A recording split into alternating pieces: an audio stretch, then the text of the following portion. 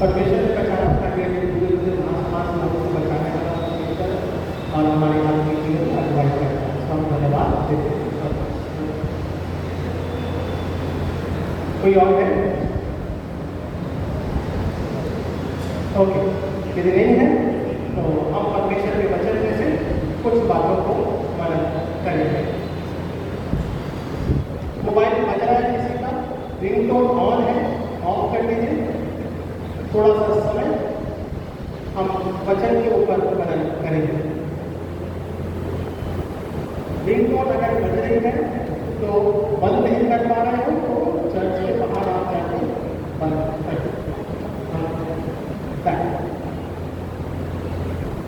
परमेश्वर का वचन आपके हमारे मध्य में आज विशेष रूप से पेरेंट्स डे या फिर हम मातृ दिवस या पितृ दिवस के रूप में मनाते हैं।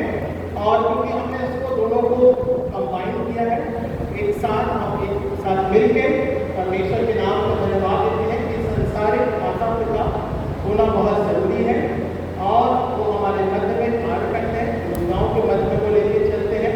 एक संसारिक कार्य के रूप में वो हमारा मार्गदर्शन करते हैं।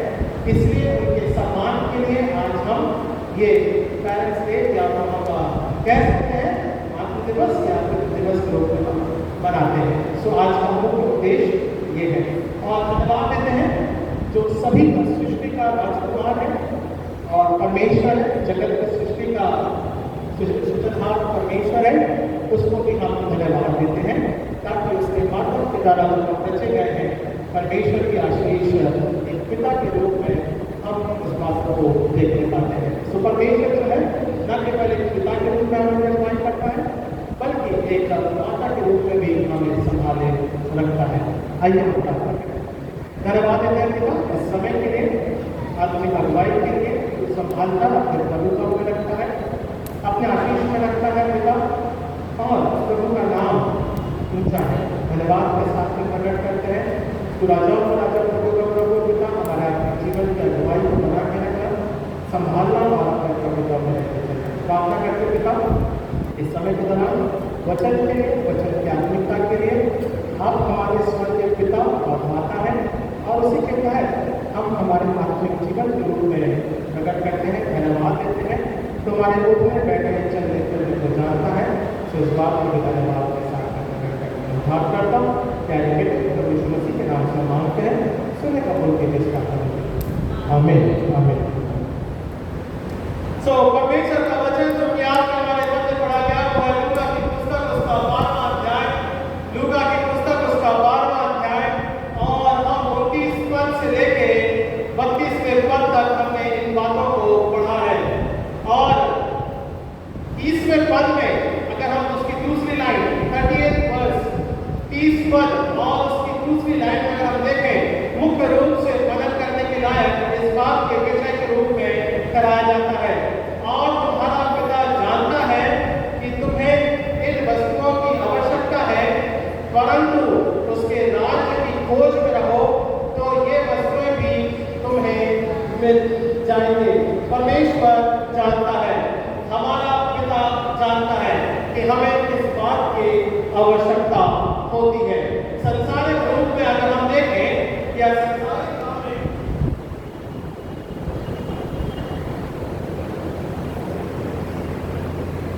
मैं यहाँ से बोलूँगा तो शाम ढल गई है मैं वहाँ से बोलूँगा तो शाम ढल गई है और शाम ढलने के बाद में नींद ज़्यादा आती है। नहीं डरे हाँ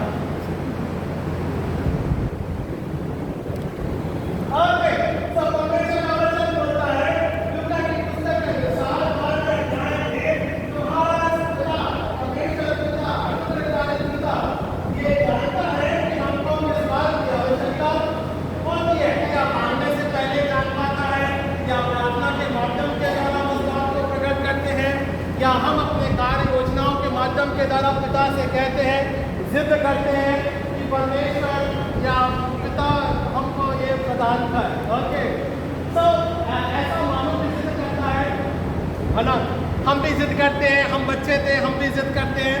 खास करके तो 3 है, वो भी जिद करते हैं। अब तीनों को बैलेंस करना बड़ा मुश्किल जाता है, बराबर है, पता नहीं कैसे संभालता है। धन्यवाद देते हैं पिता के माध्यम के द्वारा। जिसके सिंगल है तो ठीक है, थोड़ा मैनेजेबल हो जाता है, 2 या 3 ऊपर है तो थोड़ा मैनेज करना जरा कठिन होता है। हमेशा का लक्ष्य क्या होता है, पिता जानता है, ठीक है ना। हम हमारे बच्चों के बारे में ये पहले सोचते हैं कि मेरा बच्चा अब क्या करेगा, या उसकी क्या जरूरत है, या वो उसके आगे जीवन में किस प्रकार से आगे बढ़ेगा। मैं मेरे परिवार के बारे में अगर देखूं तो मैं नायमा के बारे में अगर देखता हूँ तो उसके आगे 7th क्लास में जा रहा है, आगे भविष्य में वो आर्मी करेगी, कॉलेज करेगी, तो हमको या हम जानते हैं कि उसको क्या जरूरत पड़ेगी आगे, फाइनेंशियली कैसे जरूरत पड़ेगी, उसको मेंटली क्या जरूरत पड़ेगी, किस प्रकार से हम उसका उतार चढ़ाव जीवन में हम किस प्रकार से अपना योगदान देंगे। सो वी नो एवरीथिंग, है ना, क्योंकि वो हमारा बच्चा है and we need to have a plan. हम सब किसी न किसी प्रकार से एक माँ बाप होने के नाते एक प्लान है। हम साल का प्लानिंग करते हैं, हम 2 साल की प्लानिंग करते हैं, हम 10 साल की प्लानिंग करते हैं, हम 15 साल की प्लानिंग करते हैं, बट वी प्लान। हम कैसे करके प्लान करते हैं ताकि एक माँ बाप होने के नाते हम अपने बच्चों की इच्छाओं को पूरा कर सकें। और इसी बात के लिए परमेश्वर एक पिता के माध्यम के द्वारा हमारा आपके जीवन को जानता है कि वो ऊपर से स्वर्ग से देखता है हमारे जीवन को एक बच्चे के रूप में, तो वो हृदय को खोजता है, और जब वो हृदय को खोजता है तो वो जानता है कि इस बच्चे की क्या जरूरत है। अब हृदय को खोजना इसलिए मैं बोल रहा हूँ कि हम जो मांगते हैं तो हम विनय कर मांगते हैं और व्यक्ति से मांगते हैं और हम अपनी जरूरत के अनुसार मांगते हैं। हम कभी कभार जरूरत से ऊपर भी मांग लेते हैं, इसलिए मैं हृदय को खोजने वाला पिता हम इस बात को प्रकट करते हैं। क्योंकि हमारे हृदय की जो भाषा होती है, हमारे हृदय का जो प्राण होता है, हमारे हृदय का जो परिस्थिति होती है, इट इज अनलिमिटेड, है ना। प्रार्थना का स्वभाव जब तक होगा तो हम एक चीज की मांगेंगे, यदि एक चीज कंप्लीट भी हो जाए तो हम उसको दूसरा मांगने के लिए तैयार रहते हैं, है ना। ऐसे रहता है ना, मैं भी आज to the lord what is fulfilling the next होती है तो और कर देते हैं, बाबा एक नहीं हुई दूसरा और कर दे, दूसरा भी नहीं हुआ तीसरा और कर दे, तीसरा अगर कंप्लीट हो गया तो चौथी पांचवी छठी सात सही करेंगे, है ना। क्यों? क्योंकि वो हमारा पहले ही बात समझ में आ रही है, मैं कहाँ ले जाना मांग रहा हूँ, इस बात करते हैं हम सब के साथ सोच में जा रहे हैं।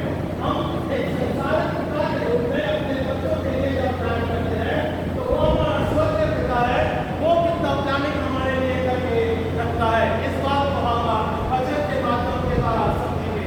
सो परमेश्वर हमारे आपके जीवन में एक अनुग्रह के द्वारा उस प्लानिंग में या उस सामर्थ्य में, उस प्रतिज्ञा में हमारे जीवन को लेकर चलता है।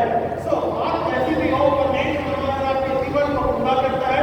बच्चों की जरूरतों को पूरा करने के लिए हम हर रोज प्रयास करते हैं, मेहनत करते हैं, संघर्ष करते हैं, तब जाके हम बच्चों के तहत उन बातों को पूरा करने पाते हैं। सो पिता के रूप में जो पिता का कार्य है, इस बारे में या पिता की खूबी या वो हमको जानता है, इस बारे में हम कुछ बातों के माध्यम के द्वारा सीखने और समझने पाएंगे।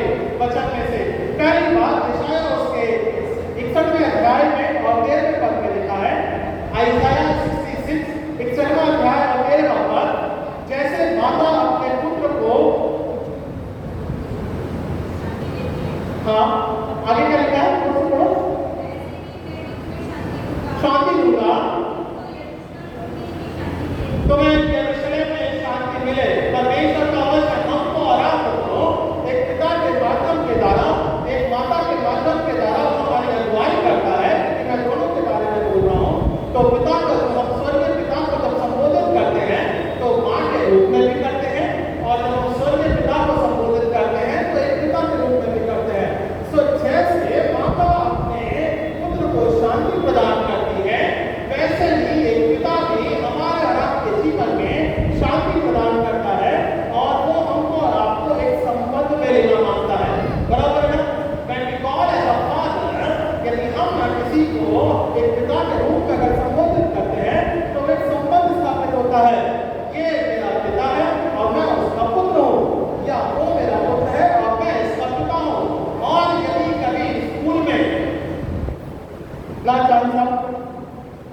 कभी स्कूल में, ऑफिस के दौरान डॉक्टर साहब भी बड़े परेशान रहते हैं, कैसे क्लिनिक में थे और अजीब के लिए स्कूल से कॉल आ गया, भैया ये हो गया था, हमारे लिए कभी कभार कॉल आ जाता है, भैया ये हो गया था, ऑफिसर भी इस बात को जानता है।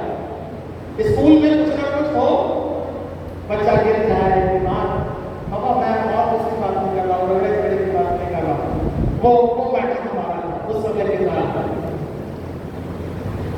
प्रिंसिपल खड़ा रहता था बिल्कुल एकदम, और जाके अपने फादर को बुलाकर लेकर आओ, बड़े से